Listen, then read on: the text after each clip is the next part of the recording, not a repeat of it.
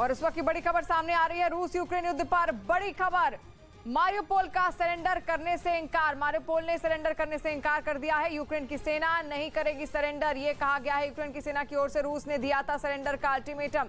आपको बता दें कि लगातार मारियोपोल के क्षेत्र को घेरने की कोशिश में था रूस, और ऐसे में बड़ी खबर सामने आ रही है, जहां पर घेरने के बाद रूस की सेना ने एक अल्टीमेटम भेजा था यूक्रेन की सेना को कि वो अपने खुद को सरेंडर कर दे यूक्रेन की सेना। लेकिन यहां पर यूक्रेन की सेना ने साफ मना कर दिया है।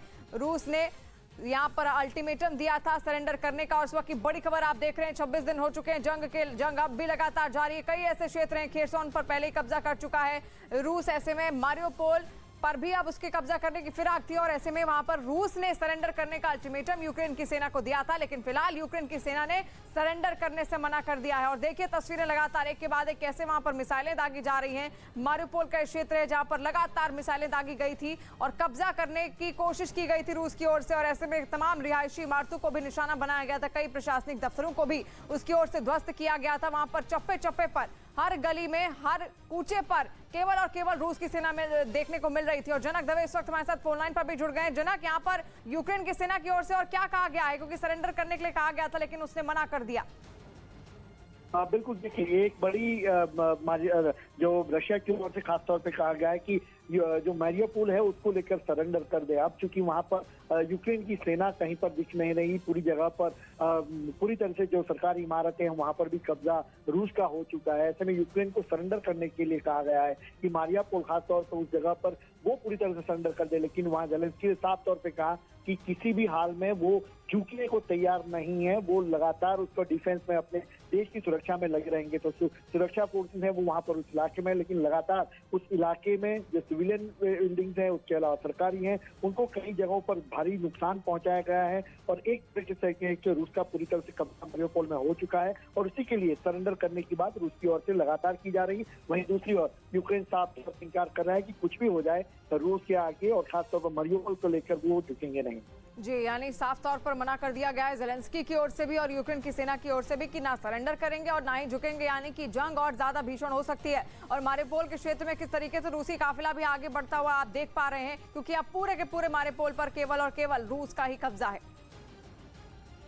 और यूक्रेन सरकार ने इस जंग में रूस का समर्थन कर रहे बेलारूस के खिलाफ बड़ी कार्रवाई का ऐलान कर दिया है, जिसके तहत बेलारूस में बनने वाली दवाइयों की बिक्री पर यूक्रेन में रोक लगा दी गई है। और यही नहीं, यूक्रेन ने अपने देश में इनके इस्तेमाल पर भी रोक लगा दी है, बैन लगा दिया है। और इसकी जानकारी यूक्रेन के स्वास्थ्य मंत्रालय की ओर से अपनी आधिकारिक वेबसाइट पर दी गई है, क्योंकि लगातार बेलारूस मदद कर रहा था रूस की, और उसकी ओर से तो ये तक कह दिया गया था कि वो अपने इलाके भेजेगा ताकि रूस की सेना की कुछ मदद हो सके यूक्रेन में। और ऐसे में अब बड़ी कार्रवाई और सख्त रुख अख्तियार करते हुए यहाँ पर यूक्रेन ने उसकी तमाम दवाइयों की जो सप्लाई बेलारूस से यूक्रेन पर आती थी उन सबको बैन कर दिया है। यहाँ तक कि उनकी दवाइयों का इस्तेमाल भी अब यूक्रेन में नहीं होगा, उसको भी पूर्ण रूप से बैन कर दिया गया है। और देखिए लड़ाई लगातार अब भी और ज्यादा भीषण होती चली जा रही है, क्योंकि रूस ने कभी नहीं सोचा था कि यूक्रेन पर वो हमला करेगा तो इतनी लंबी ये जंग चलेगी। लेकिन 26 दिन आज हो चले हैं, युद्ध लगातार खिंचता जा रहा है, नतीजे कुछ नहीं निकल पा रहे हैं। बातचीत भी लगातार की जा रही है, 4 दौर की बातचीत विफल हो चुकी है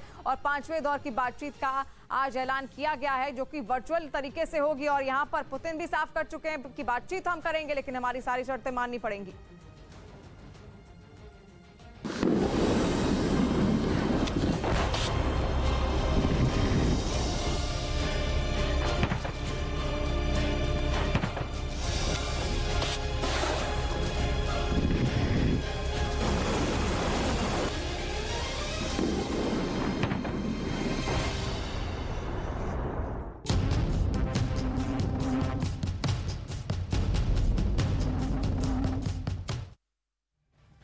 नमस्कार, मैं रीमा प्रसाद। इस वक्त हम आपको दिखाएंगे रूस और यूक्रेन युद्ध से जुड़ी हुई तमाम बड़ी खबरें, ताजा खबरें। तो आज युद्ध का 26वां दिन है, लेकिन युद्ध का कोई अंत नजर नहीं आ रहा।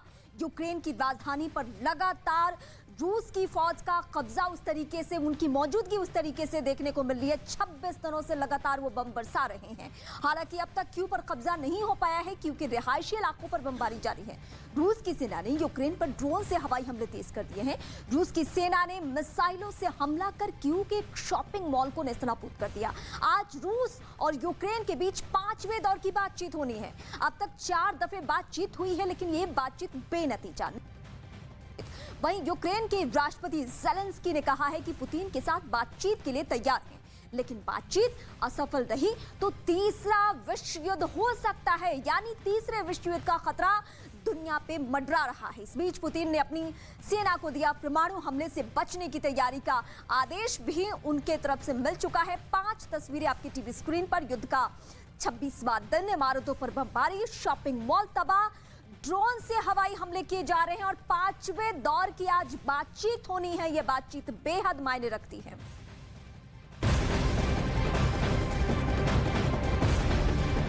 और इस वक्त संयुक्त राष्ट्र का सबसे बड़ा दावा, यूक्रेन युद्ध में 900 लोगों की मौत हुई है, यह दावा किया जा रहा है। यूक्रेन युद्ध में यानी जो रूसी फौज वहां पे मौजूद है उसने जो बड़ी तबाही मचाई है, उसमें संयुक्त राष्ट्र का यह कहना है कि 900 लोगों की मौत हो चुकी है। लेकिन अलग अलग रिपोर्ट्स में ये आंकड़ा बदलते जाता है। लेकिन अगर हम यूक्रेन की बात करें और संयुक्त राष्ट्र की बात करें तो उनके तरफ से ये दावा, यूएन की तरफ से ये दावा कि 900 ऐसे लोग हैं जिनकी जान जा चुकी है अभी तक इस युद्ध में। ये बहुत बड़ी संख्या है और इसके अलावा अब तो लाखों नहीं बल्कि 1 करोड़ से भी ज्यादा लोगों के पलायन करने का दावा किया जा रहा है। वहीं रूसी सेना की बमबारी से राजधानी कीव का एक इलाका थर्रा उठा। वहां रूस की मिसाइलों ने फिर रहायशी इमारतों को निशाना बनाया, जिसमें कई इमारतें तबाह हो चुकी है। एक रिपोर्ट वहां से आई एक तस्वीर में एक ऊंची इमारत की कई मंजिलों से धुआं उठता दिखाई दिया। मिसाइल हमले की वजह से वो बिल्डिंग खंडहर में तब्दील हो गई। उसकी ना खिड़कियां बची और ना ही दरवाजे। यहाँ तक कि 10 मंजिला उस बिल्डिंग की कई दीवारें टूटकर जमीन पर आ गिरी। इतना ही नहीं, नीचे खड़ी कुछ गाड़ियां इस हमले में जल गईं, तो कई गाड़ियों के परखच्चे उड़ गए। इमारत में आग लगने के बाद कई लोग उसमें फंस गए, जिन्हें निकालने के लिए राहत और बचाव दल के लोग वहां पर पहुंचे और वहां रेस्क्यू ऑपरेशन चलाया गया। इस दौरान कीव के मेयर विताली क्लिस्को भी हमले वाली जगह पर नजर आए, जो अपने मोबाइल कैमरे में बर्बादी का वीडियो बना रहे थे। उन्होंने मिसाइल हमले में इमारत के सामने हुए एक बड़े गड्ढे को दिखाया और फिर रूसी हमले का डटकर मुकाबला करने की बात कही।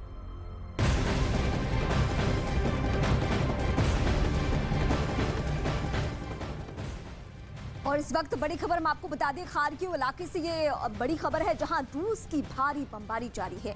खार्किव में बहुमंजिला इमारत पूरी तरीके से तबाह और तबाही की एक और तस्वीर आज युद्ध के 26वें दिन। आप ये देखिए, इस इमारत की तस्वीर हम आपको दिखा रहे हैं जहां हवाई हमला किया गया और हवाई हमले में कितना नुकसान पहुंचा है इस इमारत को।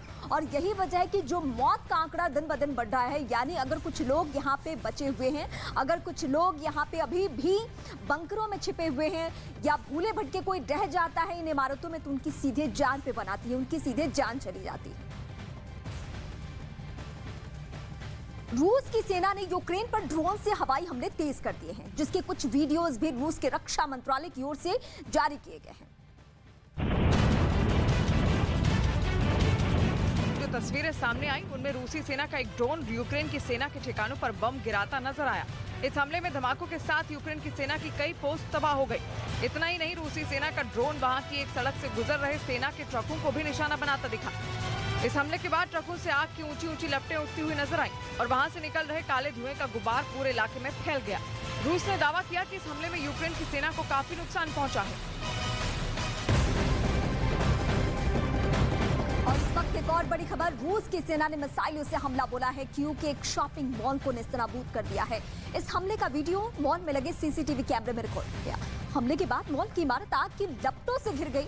इस बीच वहां से लगातार धमाकों की आवाज भी आती रही। इस हमले ने उस जगह को पूरी तरीके से बर्बाद कर दिया है। ये उसी जगह की तस्वीरें इस वक्त आपकी स्क्रीन पर है। इमारत के मलबे में लोग दबे, यानी जब ये हवाई हमला हुआ, कीव का शॉपिंग मॉल तबाह हुआ, उस वक्त जो रेस्क्यू टीम थी उसके सामने बड़ी चुनौती। तो इस हमले में कई लोग घायल हो चुके हैं। मॉल पर हुए हमले की जानकारी मिलते ही राहत और बचाव दल के लोग वहां पहुंच गए और मिसाइल हमले में तबाह हो चुके मॉल में सर्च ऑपरेशन चलाया।